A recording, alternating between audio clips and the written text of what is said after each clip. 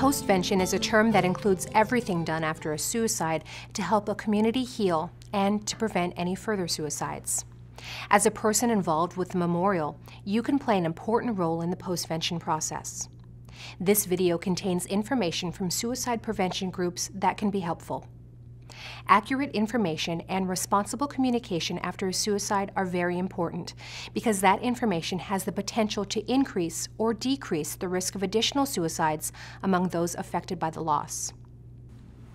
Chances are you might have a direct relationship with the survivors of the loss to suicide. This is an opportunity to provide information and comfort to the wider community as it seeks to heal after the suicide.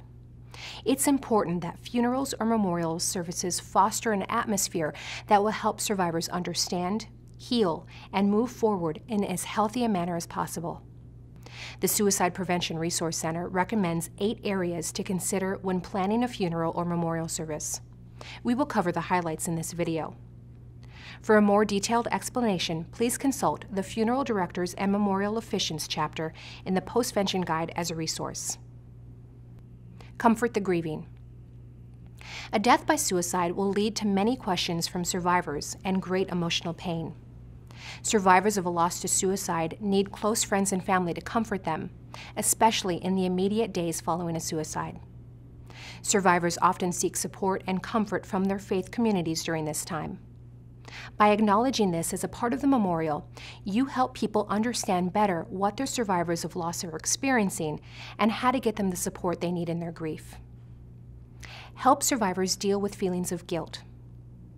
Family and close friends of someone who has committed suicide often feel guilty for not recognizing any signs of suicide risk in their loved one, or for not acting on the signs, or for not believing that the person would actually go through with it.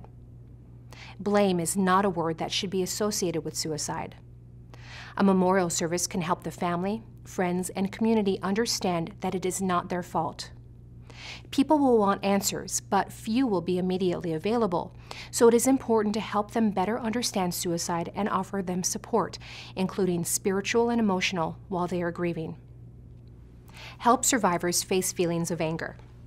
Anger is considered by many mental health professionals to be a normal part of the grieving process. Acknowledging these feelings of anger and showing support for survivors of a loss at a funeral is important. It can help community members understand why a survivor of loss to suicide is angry and reinforce that feelings of anger do not negate the love felt for the person who died. Address stigma. Stigma remains a hurdle in suicide prevention, intervention, and postvention in Alaska. Stigma can be one of the greatest barriers to healing from a loss by suicide. It's important to face stigma directly at a memorial service. For instance, dispelling the myths that suicide is caused by moral weakness or character flaws will help open the hearts of the community to supporting the survivors. Mentioning an illness such as depression in brief, specific, and matter-of-fact ways can help keep it in proportion. It was only one part of the larger context of who the deceased was as a whole and complex person. This can help people understand the relationship between suicide and mental illness and encourage others to seek help if needed. Some people in attendance could be dealing with their own depression in silence, so your words could help them find hope. Some families may not want this information included in the memorial.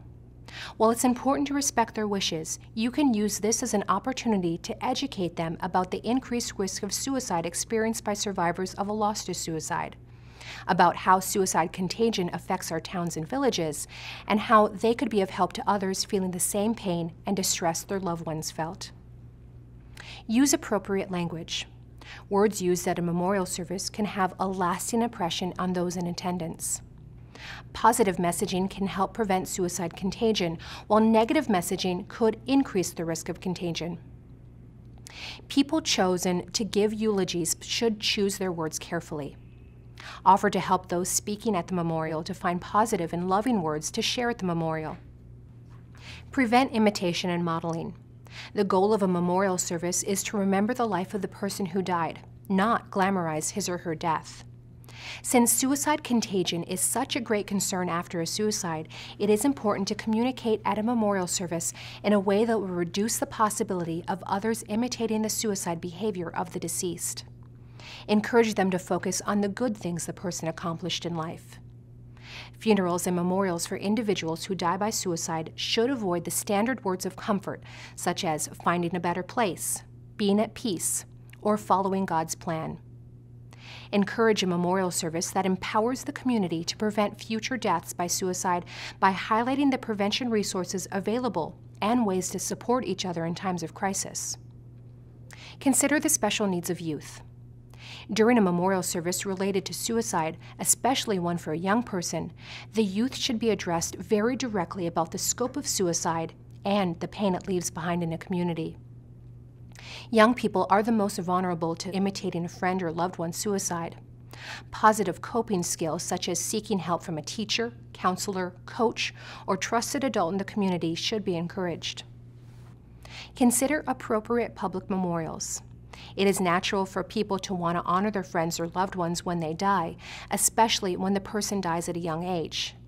However, grand memorials can glamorize the suicide and actually encourage other people who feel lost, ignored, depressed, and alone to choose to commit suicide as a way to be acknowledged by the community. Encourage constructive ways to honor the person's life and promote healing. As we mentioned at the beginning, please consult the Postvention Guide, Postvention Planning Next Steps chapter for more comprehensive and detailed information. You can also find information for more resources on these pages.